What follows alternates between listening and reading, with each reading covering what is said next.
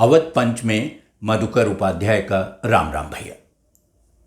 आज एक बार फिर बात कोरोना की। कोरोना बीमारी है, महामारी है और उसका असर दुनिया भर पर है। भारत में भी है। भारत में कुछ ज़्यादा दिखाई देता है, शोर शराबा भी ज़्यादा होता है, इसलिए कि इसके इलाज की पूरी व्यवस्था है नहीं, उपलब्ध नहीं है। और जितने लोग इलाज के लिए अस्पताल पहुंचते हैं वो पता लगता है अस्पताल से इलाज करा के ठीक होके तो आ ही रहे हैं, लेकिन कुछ लोग ऐसे भी हैं जो बीमारी लेकर चले आ रहे हैं अस्पताल से और उसको फैला देते हैं। यानी कोरोना महामारी होने के साथ साथ चमत्कारिक, वो असंभव को संभव बना देता है। वो ऐसी ऐसी चीज़ें कर गुजरता है जिसका आकलन अभी होना बाकी है। किस पर कितना असर हुआ, कैसा असर हुआ, कौन रंक से राजा बन गया, कौन अर्श से फर्श पर चला आया, कौन एकदम नीचे बैठा हुआ था अचानक वो आसमानी उड़ाने भरने लगा, इसका भी आकलन अभी बाकी है।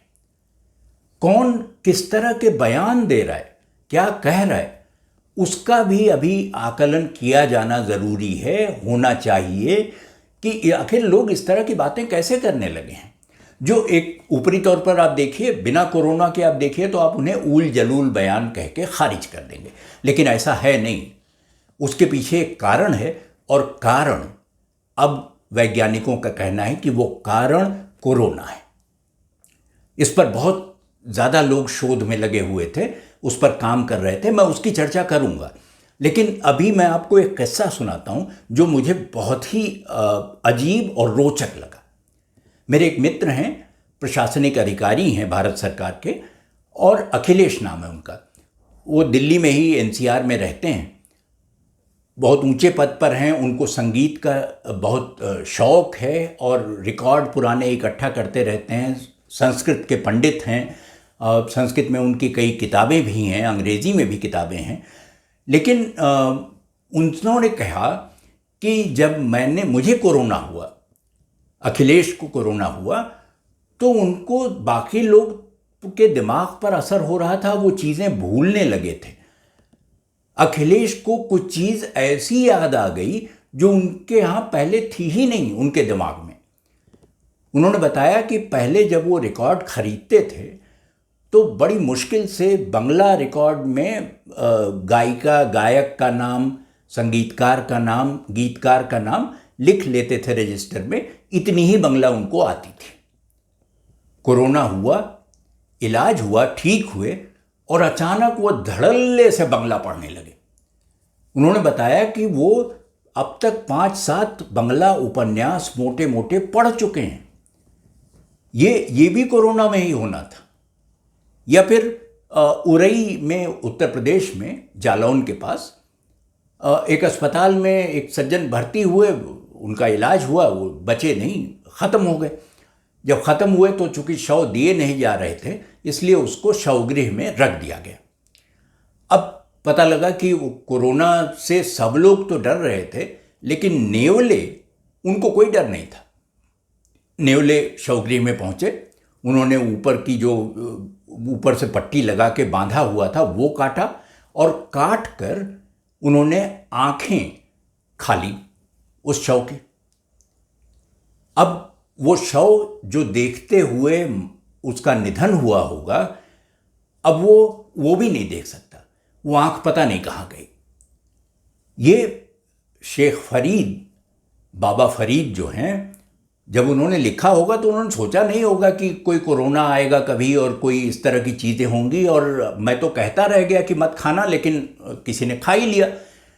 फरीद ने कहा था कि कागा सप्तन खाइयो, चुन चुन खाइयो मांस, और 2 नैना जिन खाइयो, इन्हें पिया मिलन की आस।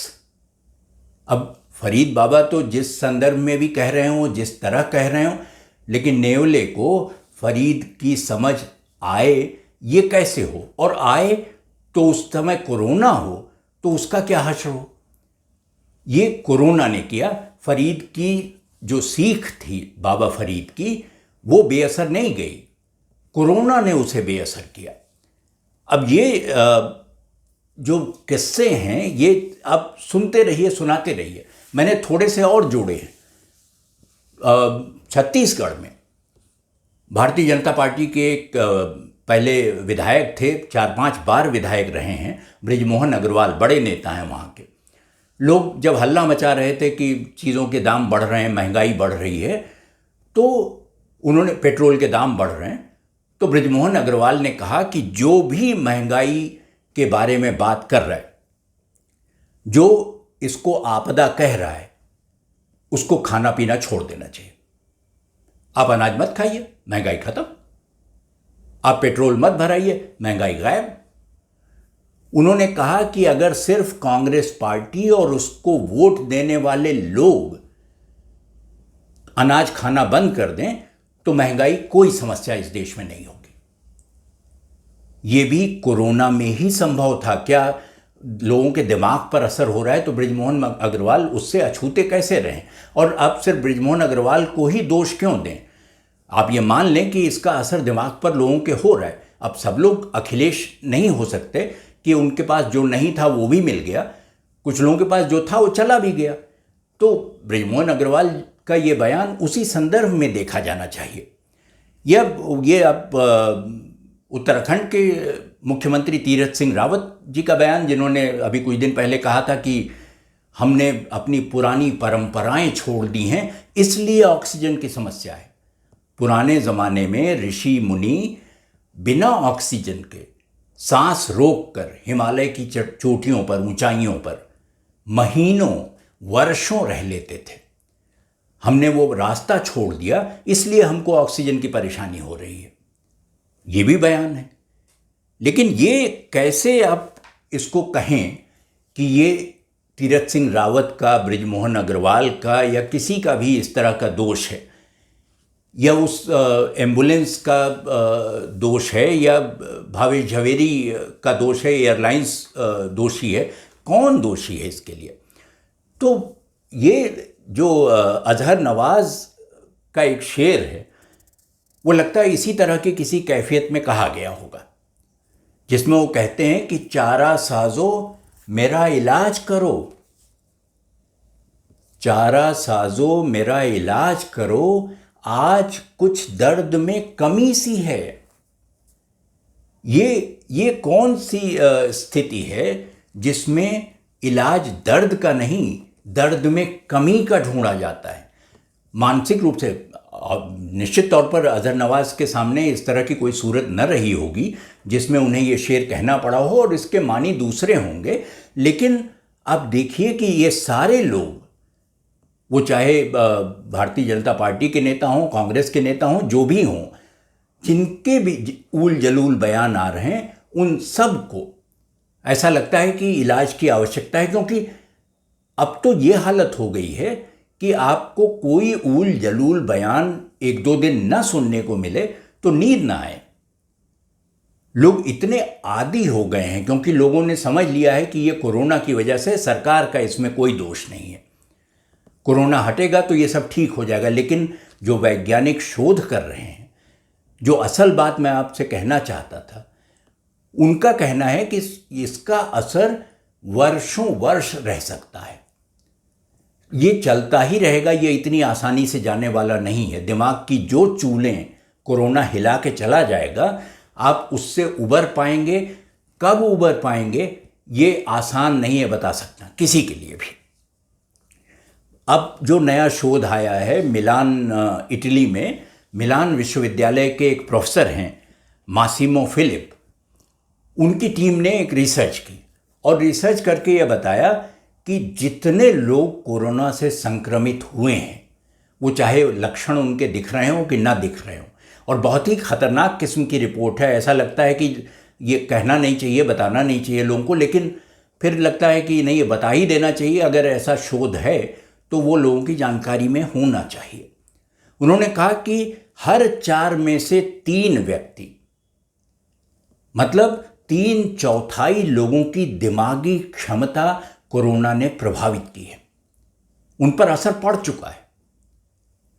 और जो लोग हैं जो महीनों इसकी चपेट में रहे हैं, उनके साथ क्या हुआ उसको जानने में तो महीनों छोड़िए, साल हाँ साल लगेंगे। इतना आसानी से आपको समझ में नहीं आएगा कि उनका कौन कौन सा हिस्सा हिला, कौन सा हिस्सा प्रभावित हुआ। उनमें उन्होंने और एक और चीज़ पता लगाई शोध में अपने, कि ये ज़्यादा असर और ख़ासतौर पर दिमागी असर 50 साल से कम उम्र वाले लोगों पर हुआ है। पुराने बूढ़े बुजुर्गों को तो उनको छोड़ दीजिए, बच्चों को छोड़ दीजिए, उस पर अभी अध्ययन होने बाकी हैं। लेकिन ये जो है, ये तो अद्भुत है कि आप 50 साल से कम आपकी उम्र है तो आप निश्चित रूप से कोरोना से आपके दिमाग का कोई ना कोई हिस्सा वो छू के चला गया है। वो उसने क्या छुआ है और क्या बदला है, ये आप जानते जानते जान पाएंगे। इतना आसान भी नहीं है, क्योंकि फिलिप का कहना है कि कोरोना का सीधा असर दिमाग से है। वो बाकी अंग प्रत्यंग में आपके क्या करता है और आँखों पर क्या असर होता है, सूंघने की शक्ति चली जाती है, आपकी जो खाने पीने की स्वाद की क्षमताएं चली जाती हैं, वो सब छोटी चीज़ें हैं। असल चीज़ है दिमाग, और कोरोना आपके दिमाग पर असर करता है। कितने लोगों पर असर कर चुका है मैंने अभी आपको बताया। और वो कहता है कि वो जो शोध है, शोध पत्र है, वो कहता है कि 3 चीज़ें कोरोना बिल्कुल बदलता है, बिल्कुल बिगाड़ देता है। और वो 3 चीज़ें हैं गहराई, रंग और दूरी। मतलब वो किस गहराई, आपको पता ही नहीं चलेगा कि कहाँ गड्ढा है कहाँ नहीं है, आप उसमें उतरते चले जाएंगे। बहुत बड़ी जमात ऐसी है जिसको लगता है कि गड्ढे में उतरना ही देश को आगे ले जाना है, उसमें प्रगति हो रही, ऊपर जा रहे, नीचे नहीं जा रहे, गड्ढे में नहीं जा रहे, ऊपर जा रहे हैं। तो वो भी हो सकता है उनको भी कोरोना हुआ। दूसरा रंग, वो आपको कौन सा रंग किस रंग में दिखाई देगा, ये एक बड़ी समस्या पैदा कर दी है कोरोना ने। और तीसरा, वो जो कार में एक शीशा लगा होता है जिसमें लिखा रहता है कि जो चीज़ आपको जितने पास दिखाई दे रही है हो सकता है वो उससे ज़्यादा करीब हो, तो आपको दूरी का अंदाज़ा ही नहीं होता है।